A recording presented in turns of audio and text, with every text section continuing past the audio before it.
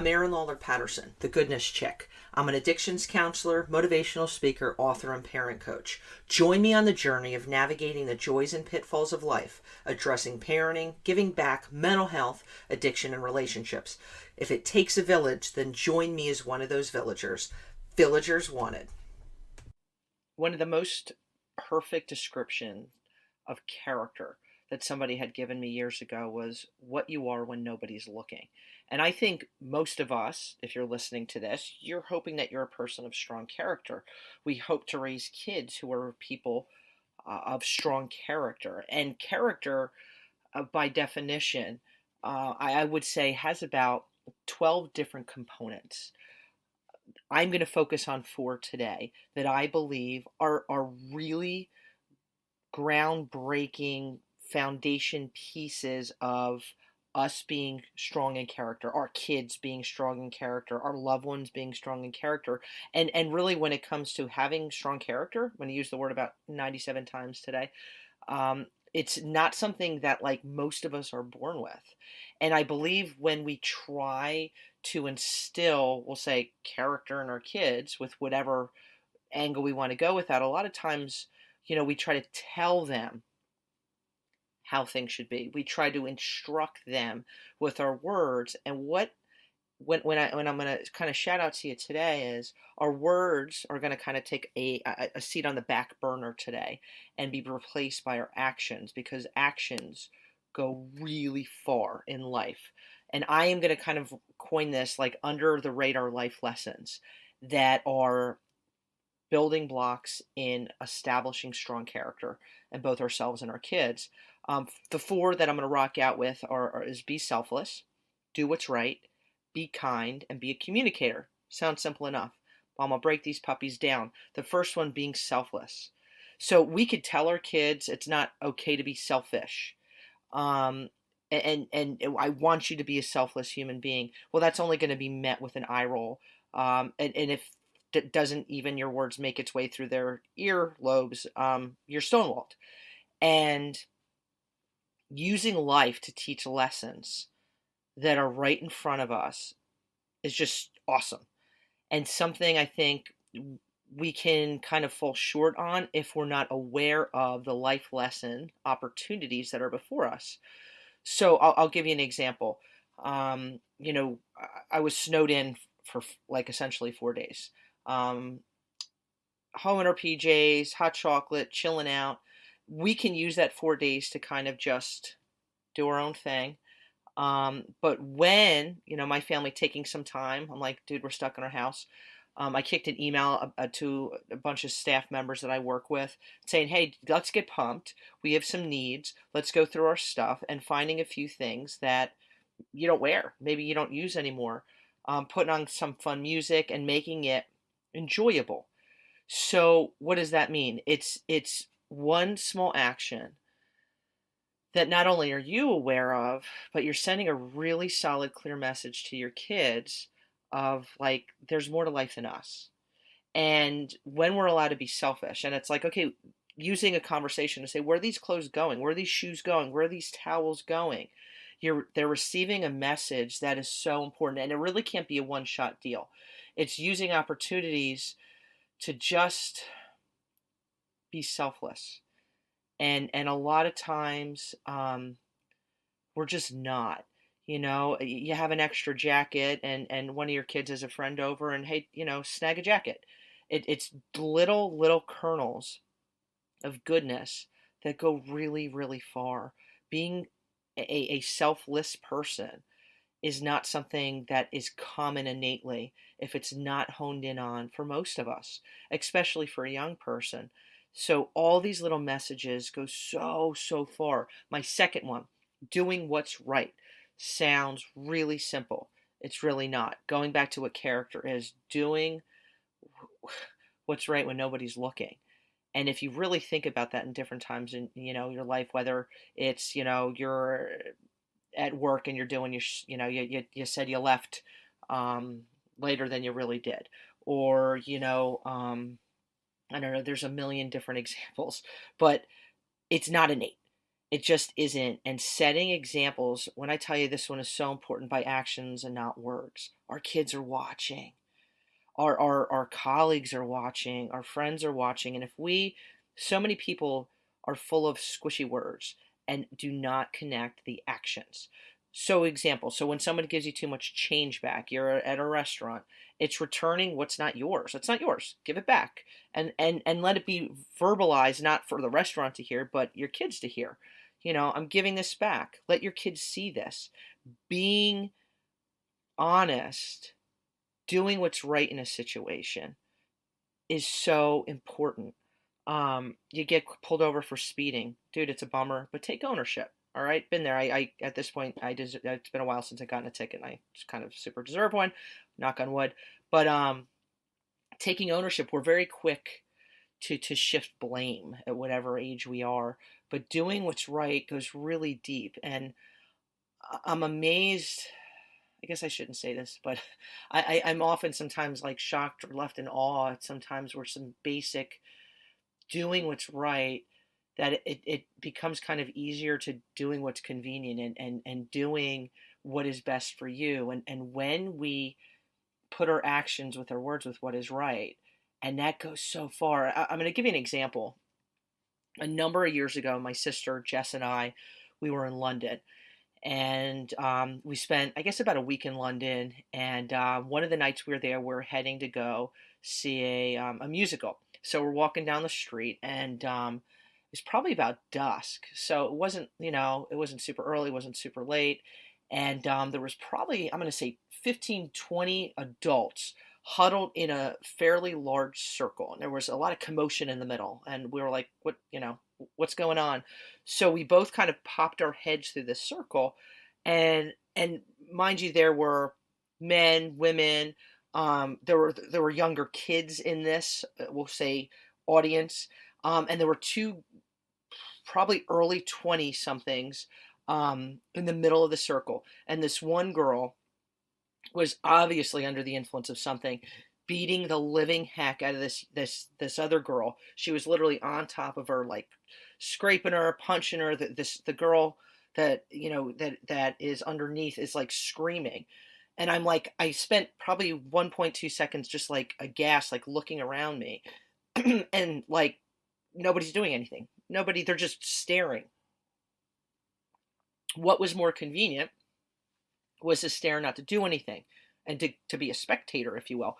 And without even hesitation, I remember Jessica, like we both went in at the same time. I grabbed one girl, she grabbed the other. There, the one is her arms are flailing all over the place, and by the time I brought her back towards the circle, some other people actually got involved and helped bring her back. The police had gotten there at that point, and the other victim needed medical attention. And I think about that, where that wasn't even a question or a hesitation to get involved and to do what was right. Somebody was being attacked. I'd say the other person was probably, totally tweaked out on PCP or something. So the girl had not a chance with whatever the situation was going on. And I remember we went to a pub later that night, just sitting and talking with my sister. Like, that was crazy. First of all, we were still like, our adrenaline was pumping. It was crazy, but like nobody did anything. And it's moments like that I think, like, I didn't know anybody. This wasn't about impressing anybody, and nobody would even know. Like, I mean, I'm sure nobody even remembers that, but doing what was right, and how often people kind of pass the buck and it literally walk by a situation, or just make an excuse and do what's in their best interest, doing what's right. So if be selfless, do what's right. Second one is be kind. Your actions will always overpower words. When we tell our kids to be kind, it's a four-letter word. It doesn't mean anything. But when we put this into action, it becomes tangible and real. It's something as simple as putting a shopping cart away for someone who may have issues walking. It's bringing a cup of hot chocolate out, maybe to that neighbor who's working on their car in the middle of the winter. Small acts of kindness that are a beautiful thing. Someone's crossing a crosswalk. You're in your car. Take your time. Don't beep at them. Let them go. Don't let them feel that they're, under a time restraint here, because again, everybody has a story. Everybody has a something, and when we allow these small actions to become and develop into a lifestyle, this is the ultimate example for our kids. Kindness again is not innate, and we need our kids to be kind to humans, and finding ways, defining what does kindness mean for me. How am I showing kindness on a daily basis? And the really neat thing is when we go into our day with open eyes, within kind of intentional living. How am I going to be kind? How am I going to do what's right? It's being selfless. And when we're intentional about it, it's really neat how things kind of just pop up in ways that they didn't pop up before. We become more aware of opportunities, of richness, but also really some sadness that goes on in this world. Um, but it's trumping that with doing what's right, being kind, being selfless, and the last one in terms of our four components of characters, being a communicator. And I can't say this sucker enough. It's teaching our kids to communicate, and it's so important. And here, like, are a few of my pointers. It's really refrain from getting in a habit of solely chatting or maybe asking questions, dialoguing via text. It's a big one. We're now in a generation of kids. It's our first generation of young people who have known no other form of communication. No payphones, no flip phones. It's all text, baby. And this is a slippery slope. It's having your kids come out of the room to ask what time dinner is. It's making an actual verbal conversation, phone call, commonplace instead of something that's weird or uncommon. When they see, mom or dad are calling, like, that's weird. They need to be comfortable with having dialogue, because I got to tell you, so many kids legitimately do not know how to have a phone call conversation anymore, and it's frightening. It's losing that personal touch, and when we lose that personal touch, that impersonalizes things. It makes us more dependent and more focused on ourselves, thus connecting to being, less selfless. So many kids don't know how to have a phone call anymore, and we need to teach them, making a part of the norm. And I'm going to say this also, a really big one, separate from the phone, that in from the bottom of my heart, I'm a big believer, and it's hard. Like, kids test your patience, they can push your buttons. It's human. You're gonna raise your voice when you get upset, but I'm gonna tell you, one of the greatest things that you can give your kids a gift of is not yelling. Um, Yelling is easy. It's a means of venting anger, frustration, and honestly, it's infectious. Our words set the building blocks in how our kids communicate with us, with how they communicate with their peers, how they communicate in the real world. And if you are displaying that you're super angry, um, step away for a few minutes. You're feeling that like your blood boiling, man. Been there, done that. And take some deep breaths, but do not yell, because it's met with fear. And ultimately, as your kids grow up, it will be returned by fueled anger. Teach them healthy forms of communication.